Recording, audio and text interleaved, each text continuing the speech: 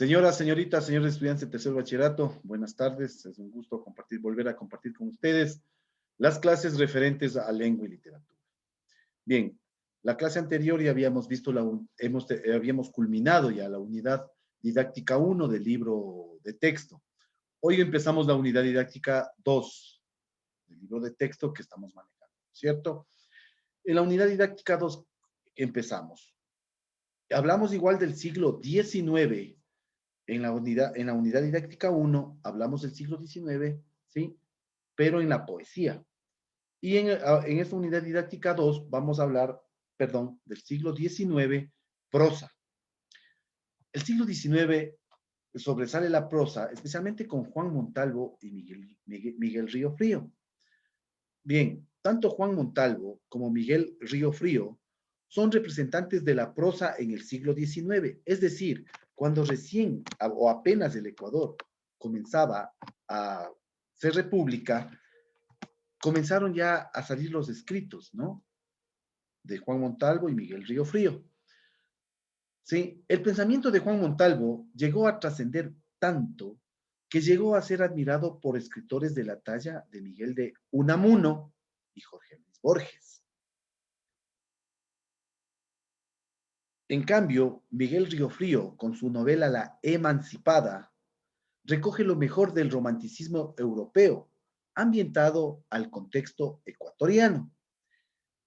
Vamos a ver cada uno de estos autores de la prosa en el siglo XIX, sus características, su bibliografía. Juan Montalvo. Juan Montalvo es un gran escritor ecuatoriano del siglo XIX y uno de los más grandes de toda la historia de nuestro país.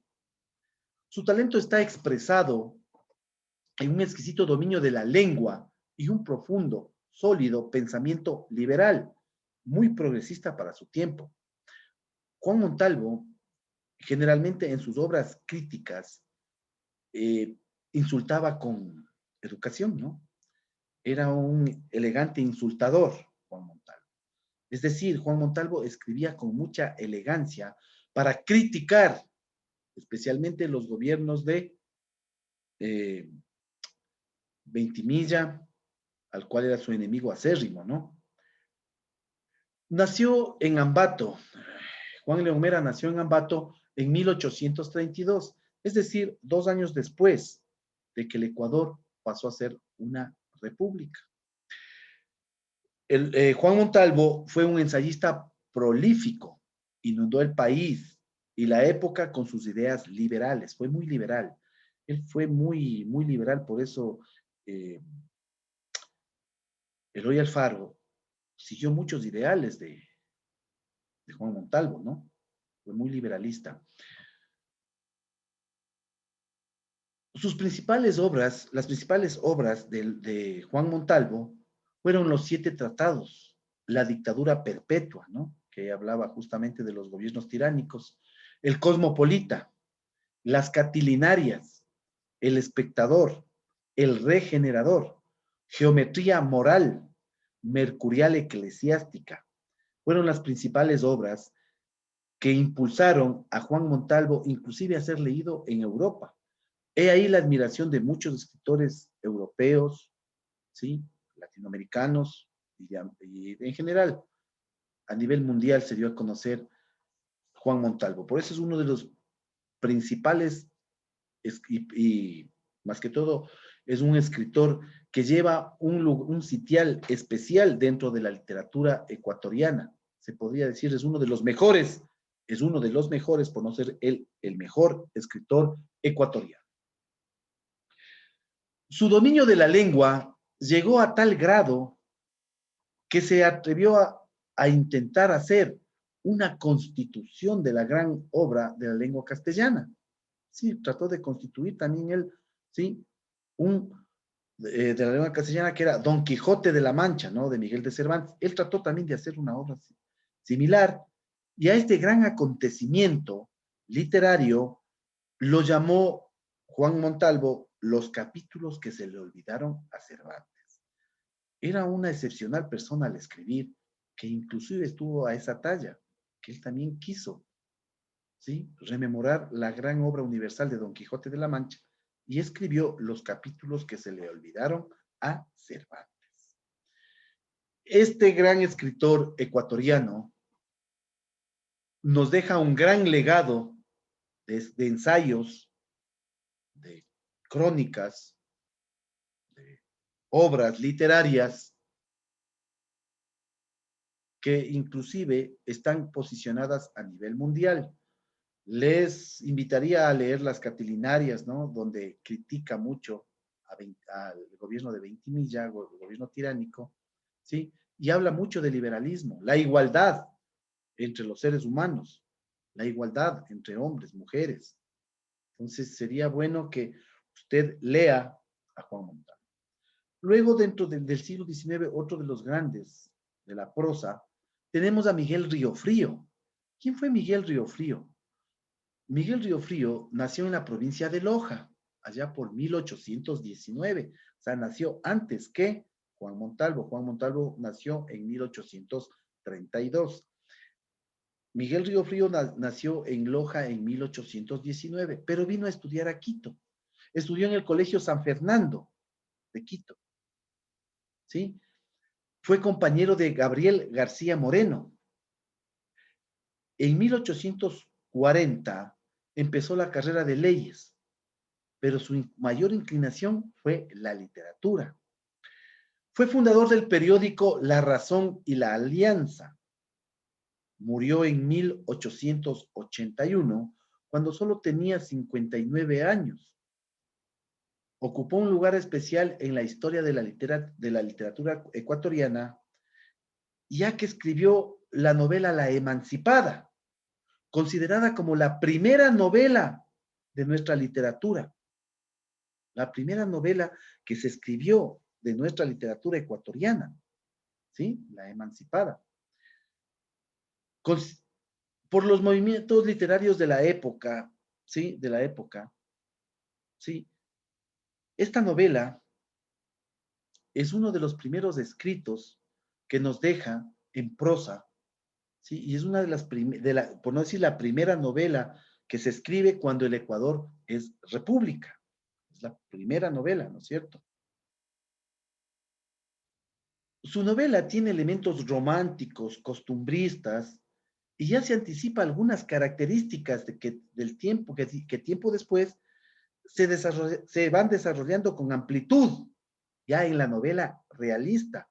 La novela realista, recuerden que es por allá, por 1930. Estamos hablando de 1800, también 30, casi 100 años antes. Entonces, la novela realista toma algunos ejemplos de esta novela. Él ya se adelanta, ¿sí?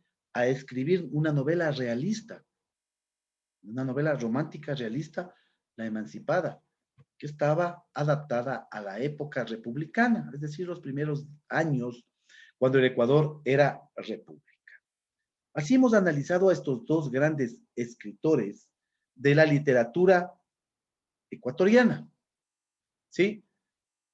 ¿Por qué los hemos analizado? Son los principales exponentes de la prosa en el siglo XIX, es decir, en el año 1800, 1810, 20 y 1800, especialmente 1830 en adelante, cuando el Ecuador ya es republicano, es decir, ya el Ecuador ya comienza a actuar como una república independiente y comienza a tomar todos sus elementos de identidad, tanto en literatura, en cultura, etcétera, etcétera.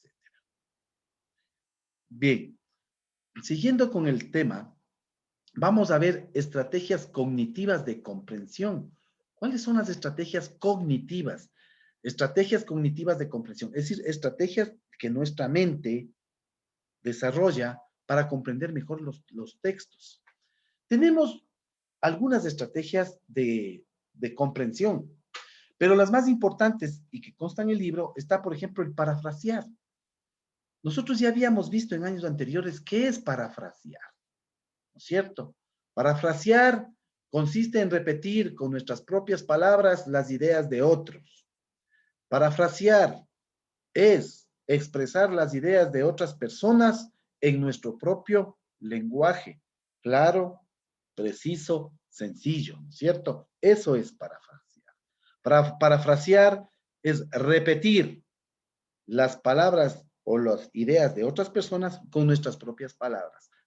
Pero ojo, el parafrasear no me exime de que yo deba, ojo, de que yo deba poner la cita textual.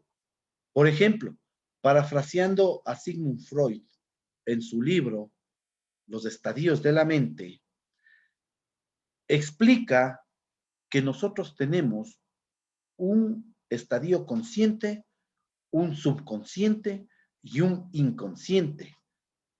Y los problemas de comportamiento se comienzan a dar cuando nuestro subconsciente comienza a manifestarse en nuestro consciente. Y lo propio el inconsciente en el subconsciente y sucesivamente. Ahí vienen los problemas de desadaptación social, porque en nuestro subconsciente y en nuestro inconsciente se encuentran todas nuestras conductas y comportamientos reprimidos.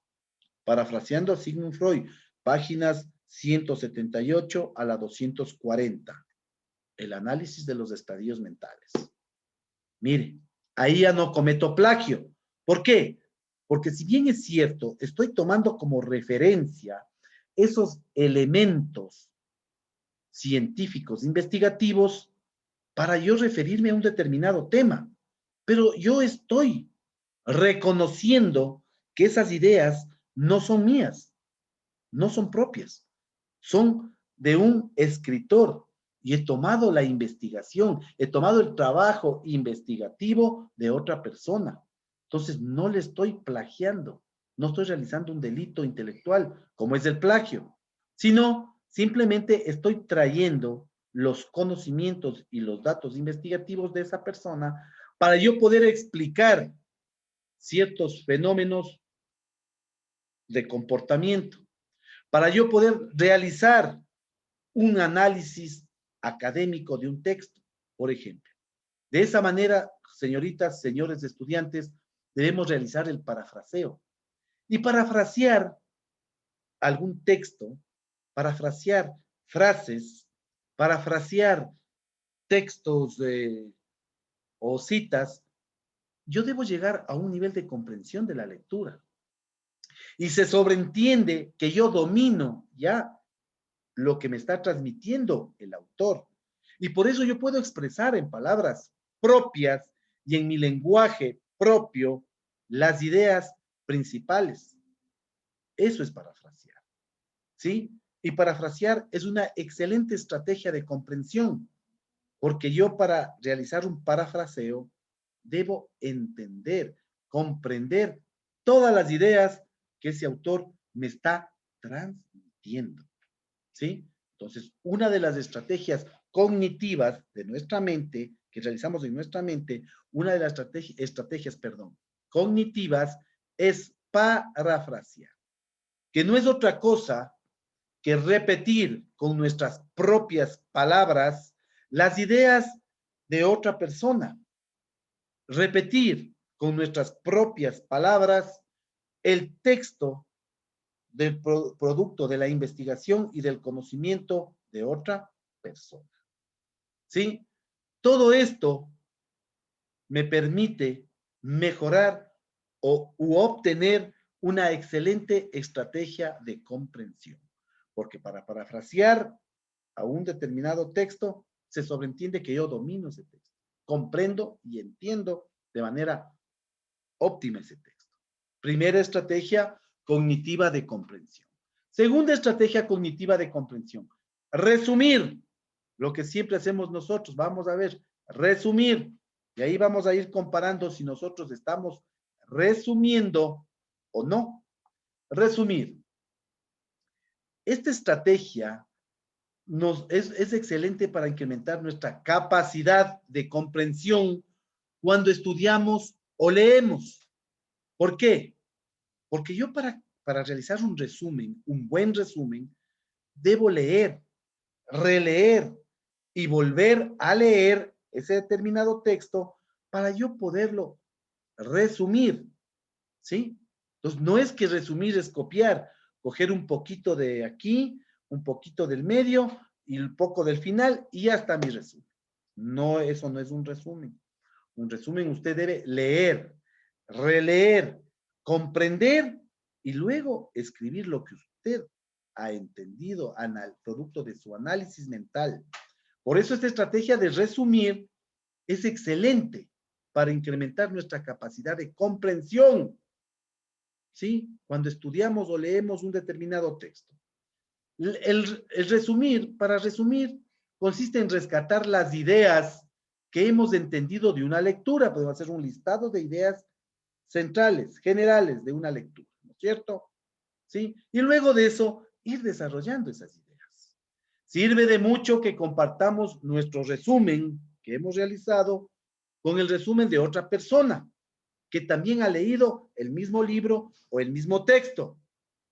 Este intercambio de textos, de resúmenes, perdón, nos permite, ¿sí?, ajustar otro nivel de comprensión, obtener desde otro punto de vista, desde otra óptica, cómo se realiza ese proceso de comprensión para resumir ese determinado texto.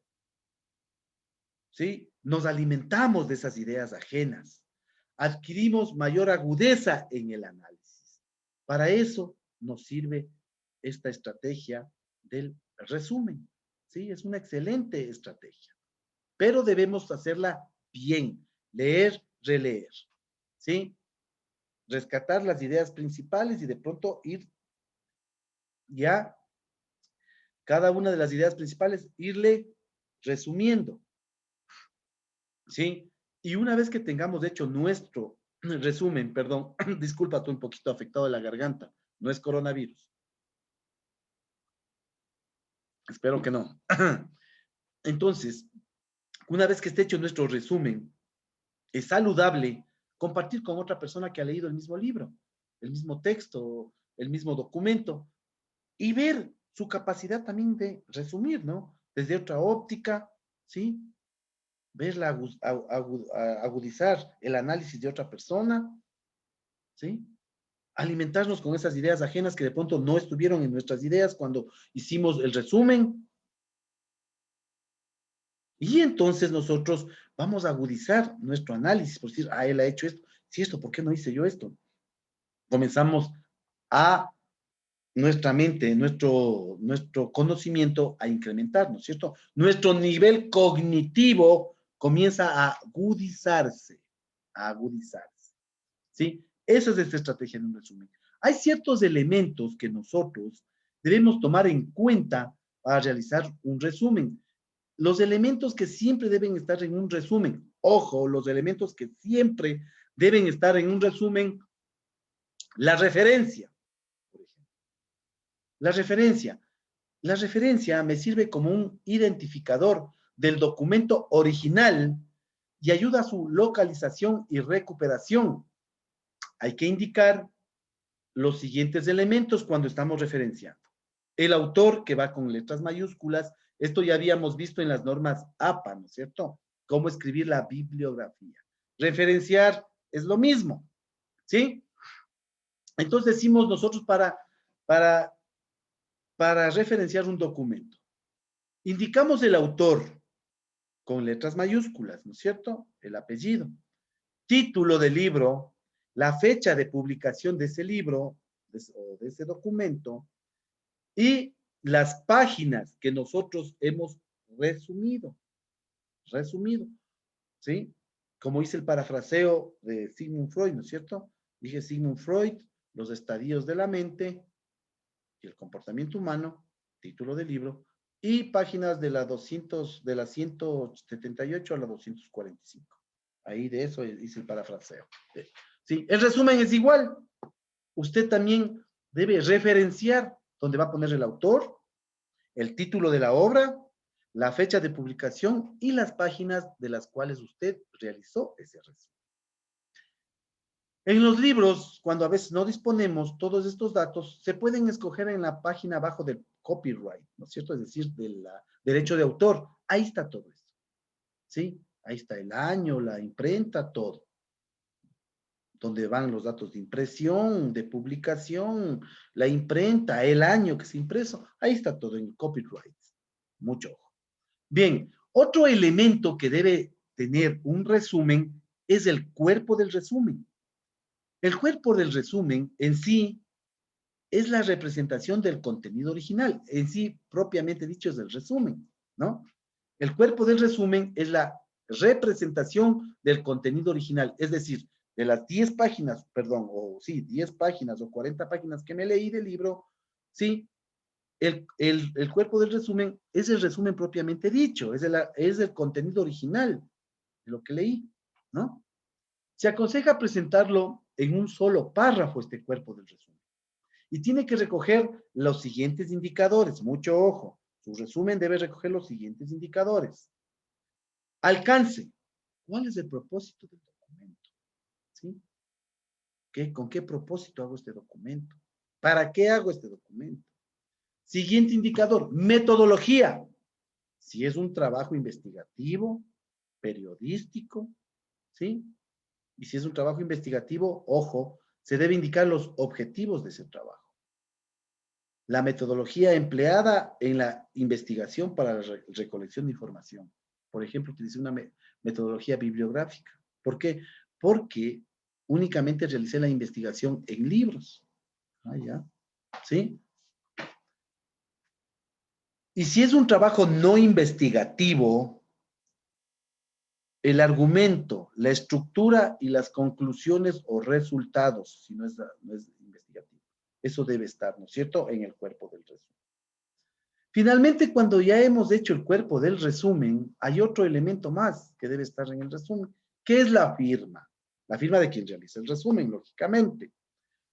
La firma identifica a la persona que ha elaborado el resumen y le adjudica la responsabilidad del mismo. Mucho ojo. Entonces, resumiendo, elementos, perdón, elementos del resumen, perdón. Elementos del resumen. Tenemos 3 elementos del resumen. Referencia, cuerpo del resumen y la firma. 3 elementos del resumen que siempre debe estar en todo resumen. Referencia, cuerpo del resumen y la firma. ¿Sí? Son 3 elementos. Lógicamente el resumen a nivel didáctico, ¿no es cierto? ¿Sí? Pero si usted hace un resumen, lógicamente se adaptará a su necesidad. ¿Sí? Se adaptará a su necesidad. De acuerdo a eso será. Pero así más o menos está estructurado un resumen estándar. Estándar. Hasta ahí hemos visto el segundo tema de la clase de hoy. Preguntas, dudas, por favor, ya sabe, a mi WhatsApp. Al correo casi más WhatsApp, más rápido, es más instantáneo, ¿no? Seguimos. Estructura argumentativa en temas socioculturales. ¿Qué son las tesis, argumentos y contraargumentos? En el tema anterior también vimos casi lo mismo, ¿no es cierto? Tesis, argumentos y contraargumentos. ¿Qué es la tesis? Recordemos que la tesis son las posturas que afirman algo. La tesis, ¿no es cierto? Es como una... O sea, algo afirma la tesis. ¿Ya?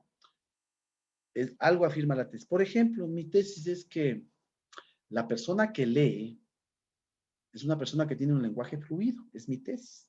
Puede ser como una hipótesis, ¿no? Las personas que leen tienen el lenguaje más fluido. Ah, perfecto. ¿Sí? Mi tesis. Eso es una tesis, ¿no es cierto? Son posturas que afirman algo. Luego tenemos los argumentos. Los argumentos son las ideas que sustentan y apoyan a la tesis. ¿Sí? Los argumentos son las ideas que sustentan y apoyan la tesis. Por ejemplo, un argumento. Si yo digo que la persona que lee tiene un excelente desenvolvimiento oral, tiene un buen vocabulario, no comete muchas faltas de ortografía, por no decirlo que no comete faltas de ortografía, ¿sí? Son mis argumentos, ¿no? Para sostener que la persona que lee es una persona que domina el lenguaje oral y escrito, por ejemplo. ¿Ya? Un argumento. Entonces, los argumentos son las ideas que apoyan la tesis. Y los contraargumentos son, son aquellos que rebaten a la tesis, ¿sí? Son aquellos que rebaten, perdón, a los argumentos, por llaman contraargumentos. Son aquellos que rebaten a los argumentos. Por ejemplo, un contraargumento de lo que estamos viendo. Digo, yo leo en internet y sin embargo tengo faltas de ortografía, cometo muchas faltas de ortografía. Claro. Dice, yo leo mis libros virtuales. Claro, lo que pasa es que él lee, pero no se graba las palabras o no consulta en el diccionario las palabras de difícil significado o que no domina. Contraargumentos, ¿no? Y así tenemos entonces la tesis, los argumentos y los contraargumentos. Nosotros tenemos varios tipos de contraargumentos, ¿cierto? Ya hemos visto varios tipos de contraargumentos, Tenemos un argumento de autoridad, por ejemplo, argumento de autoridad. En él citamos las palabras de estudiosos, expertos, organizaciones de probada credibilidad que manifiestan una opinión semejante a la que estamos defendiendo, ¿no es cierto? Argumento de autoridad. En esos argumentos citamos palabras de estudiosos, expertos, organizaciones de probada credibilidad que manifiestan una opinión semejante a la que estamos defendiendo. Por ejemplo, si yo digo, la UNESCO afirma que los países que tienen la costumbre de leer tienen una población más culta, más que se desenvuelve de mejor manera, oral, que las que no leen, por ejemplo, ¿no? Eso me dice la UNESCO. Es una organización, es un argumento de autoridad. ¿Sí? Un argumento de autoridad. Listo. Entonces, en los argumentos de autoridad citamos palabras de estudiosos, de expertos, organizaciones de probada credibilidad que manifiestan una opinión semejante a la que estamos defendiendo. Primer argumento. También tenemos argumentos de conocimiento general. ¿No es cierto? Los argumentos de conocimiento general defendemos una idea que es ampliamente aceptada por nuestra sociedad, suponiendo con esto que la mayoría no se equivoca, lo que lleva en muchos casos a formular lo que llamamos tópicos, ¿no es cierto? O saberes que la sociedad ha admitido como válidos, las presuposiciones. Por ejemplo, hay un saber, ¿no es cierto?, argumento de conocimiento general. Y digo, la persona que lee todos los días el comercio y llena los crucigramas es una persona que tiene agudeza mental. Mire. Y hay otra persona que dice, sí, porque mi tío lee bastante el comercio, lee todos los días y siempre llena todito los crucigramas y llena bien y tiene bastante agudeza mental, tiene bastante léxico, él maneja bastante lo que es sinónimos. Ya, perfecto. Argumento de conocimiento general, ¿no? Luego tenemos un argumento de experiencia personal. Un argumento de experiencia personal. ¿Qué nos dice el argumento de experiencia personal? Bien, seguimos. Tenemos los argumentos de experiencia personal, dijimos, ¿cierto? Argumentos de experiencia personal. El emisor pone sus propias experiencias, con razón o argumento. No es demasiado riguroso, además tiende a ser parcial. No es que es la última palabra, ¿no? Por ejemplo, yo pongo mis experiencias personales como docente. Digo, como docente he observado que los estudiantes que no leen, que no tienen el hábito de la lectura, desarrollan muy poco la comprensión lectora. Y aparte de eso, tienen un lenguaje reducido y cometen muchas faltas de ortografía. Mi experiencia, ¿no? Personal. Es mi argumento de experiencia personal. Pero dice el otro profesor, por ejemplo, de sociales, dice, yo respeto, pero no comparto ese criterio, porque yo tengo estudiantes que no leen mucho, pero sin embargo escriben correctamente. Sin embargo, ellos tienen un buen desarrollo de su lengua, tienen un buen lenguaje, manejan terminología técnica, muchas otras cosas, ¿no? Por eso no es parcial, no es absoluto, mucho ojo. Este argumento de experiencia personal no es que la ley, no, es parcial. Es lo que piensa una persona, piensa otra, sobre la base de sus experiencias. Por eso es argumento de experiencia personal. ¿no es cierto? No es muy riguroso. Mucho ojo. Seguimos. Luego tenemos el argumento de causa-efecto. ¿Cuál es el argumento de causa-efecto? ¿Sí? Presentamos las razones de un hecho y probamos las causas. Estas deben tener un cierto rigor científico. Por ejemplo, digo, cuando llueve, la parte baja de Carapungo tiende a inundarse. Causa, efecto, ¿no es cierto? Ahora vamos a comprobar cuando llueva si es cierto que se inunda el mercado de Carapungo, la parte baja de Carapungo. ¿Será cierto? ¿Será mentira? ¿Sí? Causa, efecto. ¿Sí? Una causa, la lluvia. Efecto, inundación. Causa, efecto. ¿Sí? Entonces, estamos presentando unas razones de hecho, ¿no es cierto? Que son las causas. Y, perdón, las razones de hecho sí son las causas. Y lo que ocasiona es el efecto. Mucho ojo. Para emitir estos argumentos de causa-efecto, ya debe existir un cierto rigor científico, ¿sí? Ya debe ser probado, porque para que exista una cosa, debe existir la otra, ¿no es cierto? Si hay un efecto, debe haber una causa que ocasionó eso. Pues ya entramos a una dialéctica científica, señores. No es que yo digo nomás, no, no. Si vamos al causa-efecto, ya entra un rigor científico, porque toca comprobar, probar si esas causas ocasionan esto, si esto ocasiona esto, causa, efecto, ¿sí? Si por esto hay esto, o esto hay esto, ¿no es cierto? Si por una causa hay un efecto. ¿Qué ocasiona esto? ¿Sí? ¿Por qué hay este efecto? Ah, pues ha sido por esta causa. Ya es científico, ya es un juego más riguroso, ¿no? Donde entran ya elementos de metodología científica. Mucho ojo. ¿Sí? Seguimos. Luego tenemos los argumentos afectivo-emotivo. El argumento afectivo-emotivo, el emisor hace uso de recursos con los que intenta conmover al receptor, introduciendo efectos de tipo sentimental que provoquen compasión, benevolencia, a grosso modo, hagan conciencia.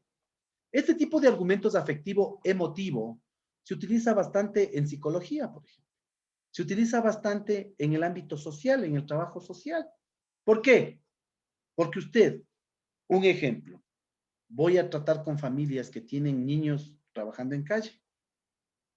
Entonces, ¿qué hago? ¿Cómo hago para yo acercarme a los padres? Ahí utilizo argumentos afectivos emotivos. Por ejemplo, lo que se llama concientizar a los padres, ¿no es cierto? Lo que se llama sensibilizarles a los padres.